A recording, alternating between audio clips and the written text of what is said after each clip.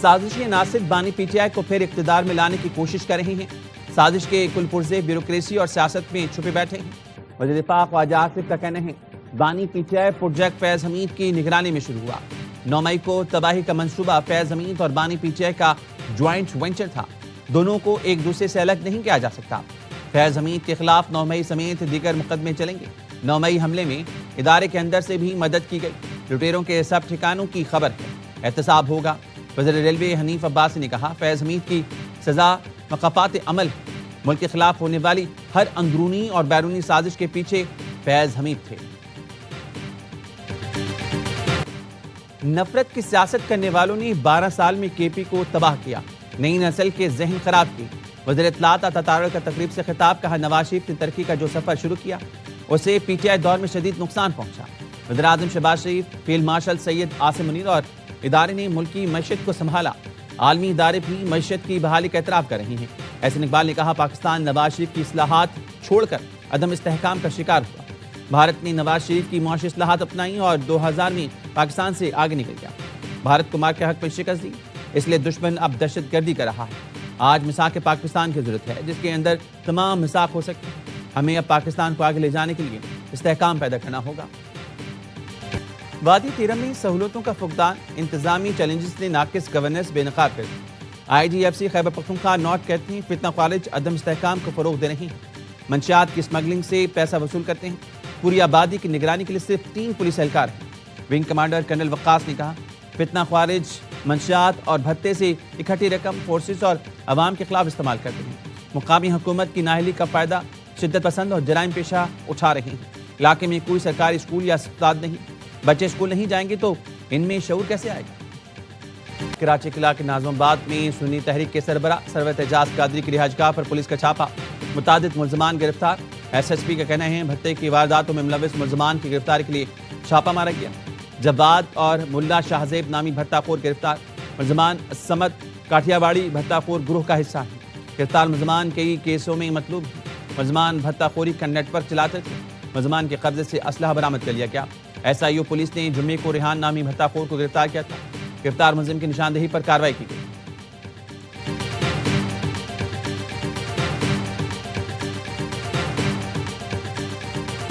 کراچی کی بگڑتی صورتحال کے خلاف جماعت اسلامی کا دھرنا، نمائش چرنگی پر کارکنوں کی بڑی تعداد جمع۔ امیر جماعت اسلامی کراچی منم ظفر نے کہا کراچی میں ٹریفک حادثات، ای چالان کی لوٹ مار، اسٹریٹ کرائم کے خلاف دھرنا دے رہے ہیں۔ صوبائی حکومت کی بے حیثی کے خلاف شہری احتجاج پر مجبور ہیں۔ پیپلز پارٹی کا قابض میئر شہر کو حق دینے کے لیے تیار نہیں۔ کوئی منصوبہ ایسا نہیں جس کے مکمل ہونے کی حتمی تاریخ ہو۔ کراچی کے مختلف علاقوں میں شدید ٹریفک جیم رہا۔ شارع فیصل، نیو ایم اے جناح روڈ، اولڈ سٹی ایریا میں گاڑیاں ٹریفک جیم میں پھنسی نہیں۔ وزیر اعلیٰ سندھ کا نوٹس، ٹریفک کی روانی یقینی بنانے کی ہدایت کی۔ کراچی کا امن پاکستان کا امن ہے، شہر بچا تو ملک بچے گا۔ وفاقی وزیر خالد مقبول کا علی گڑھ انسٹی ٹیوٹ آف ٹیکنالوجی میں تقریب سے خطاب، کہا 30 سال میں دنیا اتنی بدل جائے گی جس کا اندازہ آرٹیفیشل انٹیلیجنس بھی نہیں کر پائے گا۔ خود کو نہ بدلا تو باہر سے آنے والی تبدیلی بدل دے گی۔ پاک فوج ہر اندرونی اور بیرونی خطرے سے نمٹنے کے لیے تیار ہے، قومی سلامتی پر آنچ نہیں آنے دیں گے۔ فوج انتہا پسند نظریات اور دشمن عناصر کے عزائم ناکام بنا دے گی۔ Chief of defence forces field marshal Syed Asim Munir کا گجرانوالہ اور سیالکوٹ گیریجن کے دورے کے دوران افسروں اور جوانوں سے خطاب۔ Chief of defence forces field martial Asim Munir نے تربیتی جنگی مشقوں اور جدید سیمولیٹر ٹریننگ سہولت کا بھی مشاہدہ کیا۔ فارمیشن کی اعلیٰ پیشہ ورانہ مہارت اور بھرپور جنگی تیاریوں کی تعریف کی۔ فیلڈ مارشل نے جدید ٹیکنالوجی کے حصول اور جدید جنگی ضروریات کے مطابق خود کو ڈھالنے پر زور دیا۔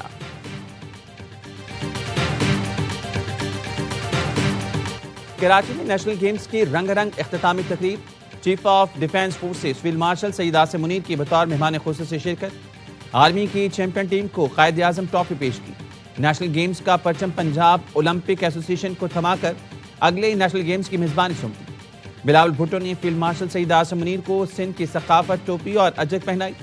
تقریب سے خطاب میں بلاول بھٹو کا کہنا تھا فیلڈ مارشل کی قیادت میں پاکستان اپنی خود مختاری کے تحفظ میں کامیاب رہا۔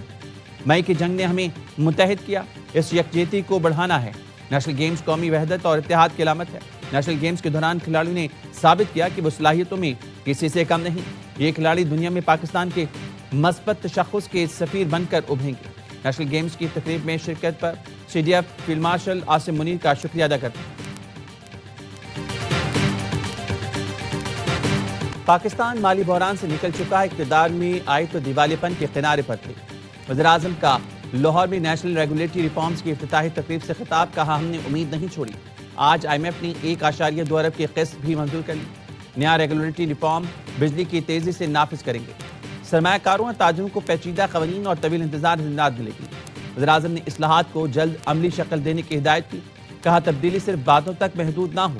وزیراعظم سے برطانیہ کی وزیر مملکت بین الاقوامی ترقی کی ملاقات، اہم شعبوں میں تعاون کو مزید گہرا کرنے کے لیے مشترکہ عزم کا اعادہ کیا گیا۔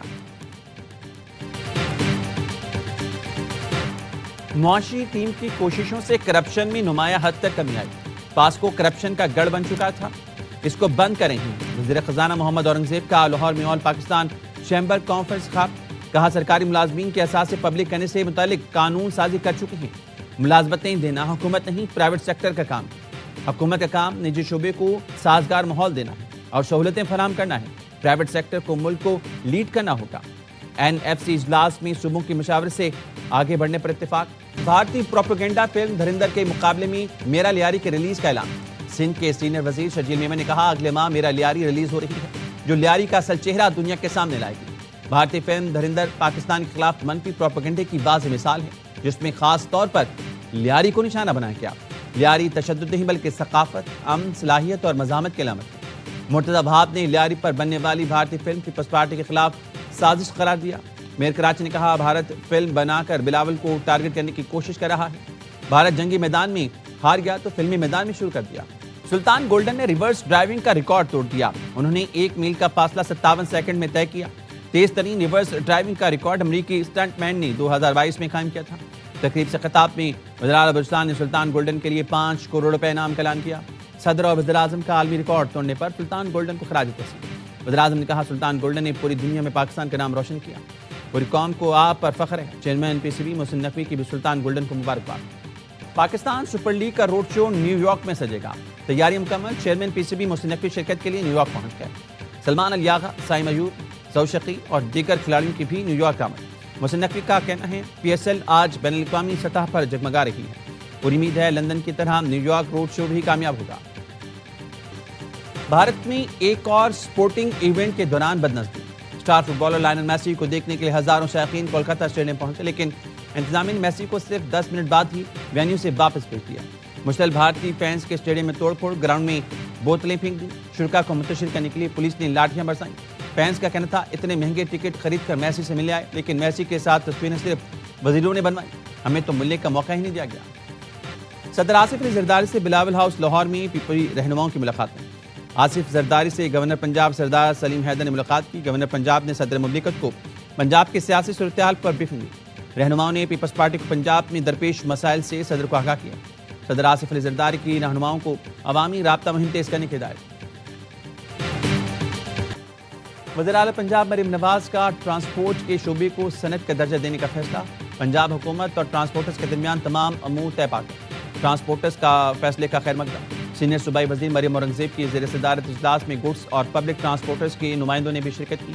اعلامی کے مطابق ٹریفک آرڈیننس 2025 میں ڈیٹ سے متعلق کوئی شک شامل نہیں، ایک ہی جرم پر دوبارہ چلان نہیں ہوگا، الیکٹرانک 1 ایپ کے ذریعے روٹس پر چلان کا عمل ریگولیٹ کیا جائے گا۔ مریم اورنگزیب نے کہا ہر زندگی کا تحفظ اور نظام کی بہتری بنیادی ہدف ہے۔ پاکستان میں 44% لوگ غربت کی لکیر سے نیچے زندگی گزار رہے ہیں۔ بے نظیر انکم سپورٹ کی طرح کئی اسکیمیں ہیں، لیکن غربت ختم نہیں ہو رہی۔